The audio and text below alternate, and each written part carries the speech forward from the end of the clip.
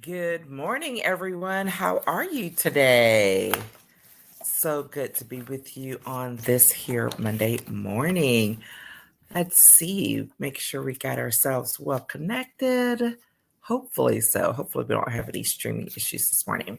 So, for those of you who are joining for the first time, welcome again. My name is Patricia Hayes. I am a executive advisor, empowerment coach, and authentic networking strategist, which just means that I love working with people to help them get to the next level of themselves, in an empowered way, utilizing all of the resources at their disposal, purposefully and aligned with who they are and what they want to do, especially when it comes to connecting up and building the relationships that they need long term for your professional life and your business life. So there we are. And I'm super excited to be continuing here with our new fall series where we are going to be talking about developing an empowered you this month. And today, specifically, we're talking about identifying the 3.0 version of yourself. I love this topic, and you will learn from some of the stories I'm about to tell you why. But it's one of those things that people assume but don't actively like. It doesn't actively register as to what's going on. So we're going to talk about that today because as you continue to grow, as you look to build and what you're doing professionally for your business, there's just this reality of that you outgrow who you were and you're moving to the next level of who you are. And we need to be more actively engaged and aware of that. So that's what we're talking about today. And I'm ready to jump right in. So it was so appropriate that this past week, the newest version of the iPhone came out, right? I think we're on like, I don't know, 14.0. So here's the thing. It, of course, raises this frenzy about, oh my gosh, I may need the latest, greatest thing. What's on this version that's not on the previous version, and all of those things. Well, that situation brings me back to this story that happened maybe, I think, spring of 2021. So more than a year ago. And where my son had an old phone. And I had decided, I was like, you're not getting an upgraded phone until some other things shift and change. And like literally, this phone is going to fall apart in your hand. And it was. It was like a 5S or something, y'all. It was ridiculously, getting old. And I got this package in the mail. No, first I got some emails saying, hey, you've got this new phone, or this new phone has been ordered for you. I'm like, I didn't order a new phone. Like, that's not cool. So I ignored it. And then I went to the mailbox one day. And when I went to the mailbox, there was literally a phone for my son's phone line. So for his phone number in the box sent to me by our carrier saying, hey, this is great. Thanks for upgrading. And I'm like, I didn't do this. Well, here is the thing. I may not have been tired of him carrying around that old phone, but they were tired of him carrying around that old phone. We'll talk a lot more about that, right? They were so tired of him carrying around that old phone that they sent an upgraded phone for free. Like, no jokes. And I was dumbfounded. But I love that for this version of this story because it's so relevant to us in our everyday lives about how we're walking around trying to operate on a modern, frequency on an old phone, and it's not working. And we're wondering why we're stuck and things aren't working on that old version when it's because we haven't upgraded to the new version of who we are. And so years ago, this whole thing, this whole concept of the new version of you, whatever point version you are, started because of a coffee meeting I had with an old colleague of mine. We would normally meet at least 2 or 3 times a week after we stopped, working together on a daily basis. We meet 2 or 3 times a year. And so this particular visit had been a while since we had been on it. And so we were talking and he was throwing out some ideas and some conversation about some things for me to do that he thought I would be interested in. And unbeknownst to him, he did not know I was no longer interested in those types of opportunities. So finally, I had to stop and say, I'm like, I'm really not, that's not really where I am right now. I'm really kind of shifting to something different. And he stopped dead in his tracks and says, okay, I'm sorry, tell me what Patricia 2.0 is doing.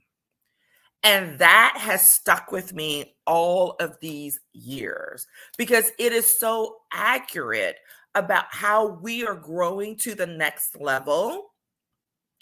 And not only do we need to acknowledge it for ourselves, but we need to acknowledge it and inform others of what it is we're doing and who we are and what we're trying to do so that they can stay informed and not feed us bad information, or not even necessarily bad, but old information, misaligned information, misaligned opportunities. Okay.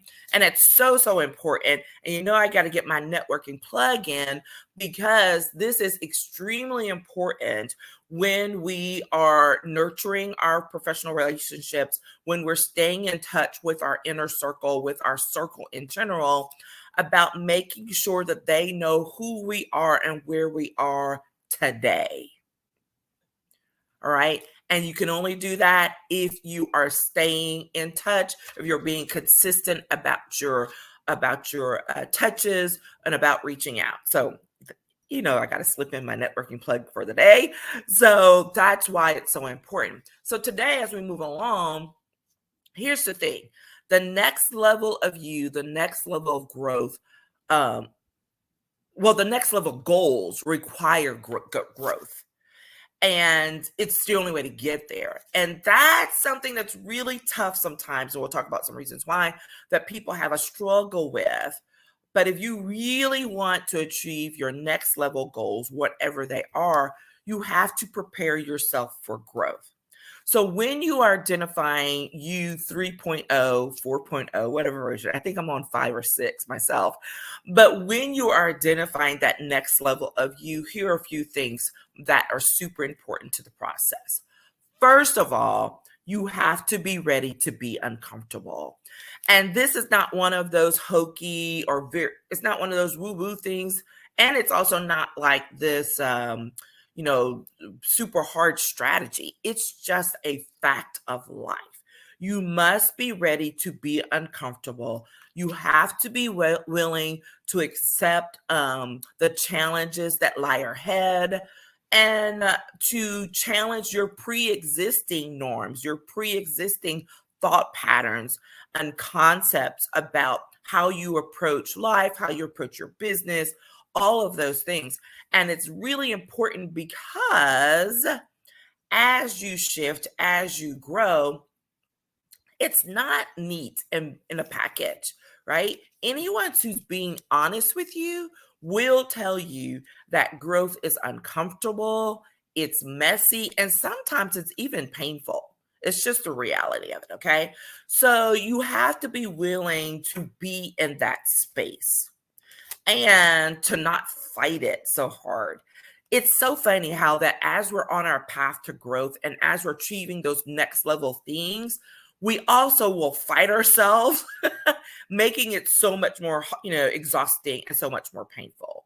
So be willing to be uncomfortable, be willing to sit still, yeah, and to acknowledge what's going on around you so that you can accept what's coming and you can, use it as you move to the next level. Okay. That one that I really kind of brushed over, but really want to reemphasize is the point of challenging your pre-existing norms. Y'all know I'm all about challenging conventional wisdom and questioning it, if nothing else. Okay. And that's important so that you don't carry old things into the new way of being, to the new way of who you want to be, because it won't serve you well. All right. So it won't serve you well. And challenging those things is going to be a good thing overall because it'll also shift your thinking and how you approach things. So here's the thing. I love this factor. If none of these things occur, right, I have to tell you that sometimes your growth is not enough. So if you're not uncomfortable, if you're not feeling some, messiness and even a little bit of pain in the process, dare I say that maybe you're not really setting your goals high enough. I had this come up in a conversation, I think during a presentation that I was making during a Q&A session. And one of the follow-up questions from one of the participants was, well, I set my goals to this, and I 3 months I did it, and so I'm kind of like lost what I should be doing. And I said, well, congratulations. And let me tell you, you set your goals too low. Because when you set your goals high enough, they should challenge you. They may even frustrate you. But if they're easily achieved, then you need to question whether you really set a ambitious enough goal. All right. So that's something to think on. Just a little something to think on. Okay. So first of all, when you're identifying you 3.0, be ready to be uncomfortable. All right. Be ready to sit in that and to utilize it to set the foundation for what's coming next. All right.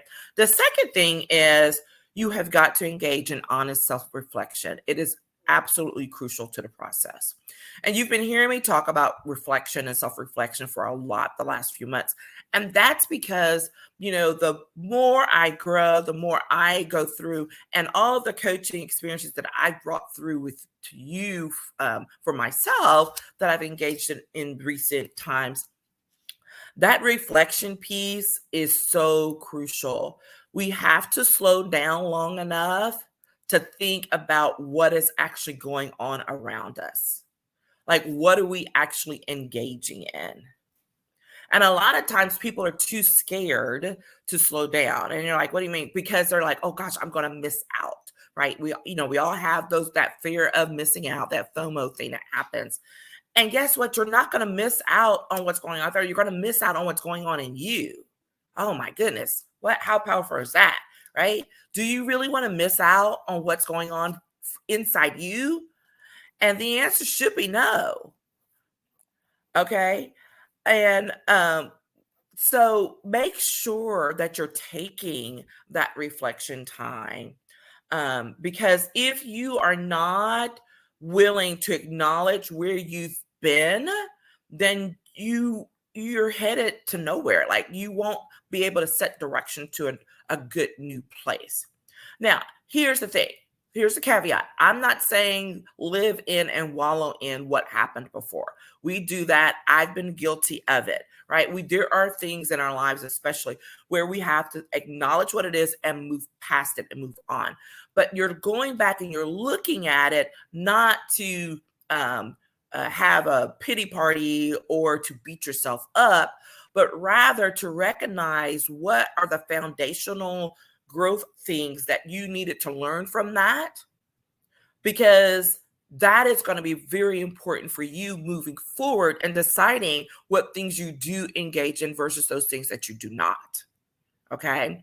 The past and all the things that happened it is not flawless. It is far from perfect. And we have to be willing to acknowledge that. That is a part of the self-reflection process as well. However, the fact that it was not flawless does not mean it's not foundational. Okay. It can absolutely be foundational to you and setting the tone for where you go next. So engage in that self-reflection. Okay. The third thing is continuous learning is a must. And there are going to be several caveats here as well. There's always lessons in the learning experiences, right? There's so much that we can gain from once we've learned how to be uncomfortable. We've done the self-reflection. And then it's like, okay, what can I learn from these things? And what new learning opportunities do I need to engage in order to take me to the next level? Right now, a lot of times people will presume that the next thing that they need to do is, oh, well, I need to go get X degree. I need to go get this X certification. That could or could not be a part of the process. Going to formal education, and there will be people who are shocked to hear me say this, right? But relying or over relying on formal education for the next level of where we want to be can be just as dangerous as not engaging in learning at all. What do I mean? If you over rely on someone else to give you, quote, information for you to grow to the next level of you, it may mean that you are actually utilizing that educational experience as a crutch not to move forward. So yes, you could be learning all fantastic things and processes and strategies and all of the things, the philosophy behind something. You could learn all of that. But if you are not engaging in actual experiential learning along the way, then that can become a crutch and keep you from going to the next level, to keep you from taking the leap that needs to be taken. Because at some point, we all have to take the leap. We all have to take the leap. You have to decide, oh my gosh, this is scary, but I'm gonna do it. If I really want to get to the next level, I have got to do it. Now, for some people, going back to school and engaging in a full-blown process is the scary thing, right? But be honest with yourself about whether you need that formal education or whether you're using it as a crutch to delay a real decision. Okay? Because that is something that absolutely can happen. And we have to learn how to value experiential learning.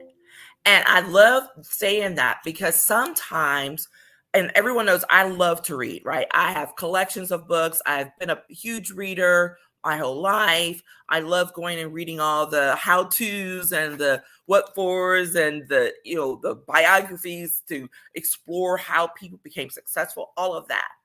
But there becomes times when just having a good old-fashioned conversation with a colleague, with someone else about what it is they experienced in real time today, that is more valuable than any book that I can pick up. Okay. I had one of those conversations on last Friday. Colleague I hadn't spoken with in about 9 months or so. We finally caught up. And in an hour, there was just so much powerful conversation that we shared, sharing of experiences. What do you do for this? How do you do that? Oh my gosh, I didn't know, can you share that tool with me? That whole thing, right? You can get some of your best learning in a conversation. All right. So again, that means you have to schedule them. You have to engage with other people in a way so that you can build that trust and to be able to share those difficult things, those difficult experiences, and to do so in a safe space because you both know that the whole purpose of it is to learn and grow. Okay. So that is it. Identifying 3.0 version of you or whatever version you're on, the things that you really want and need in order for that to happen are, first, you have to be ready to be uncomfortable. Growth is uncomfortable. It's messy and even a little painful, but it's still good, right? Secondly, honest self-reflection is crucial to the process. You do not want to miss out on becoming the best version of you because you were too scared to take a look inside, right? And third and lastly, continuous learning is a must. You have to be willing to go and learn from other people so that we can grow, strengthen our foundation and build up so that we can be ready for the next level of you and me. that is it, y'all. Thanks for joining me for Coffee Time Career Chat today. I look forward to following up with you again soon. Join us on Wednesday. It's an interview networking chat on Wednesday, so come check it out. All right, take care. Bye-bye.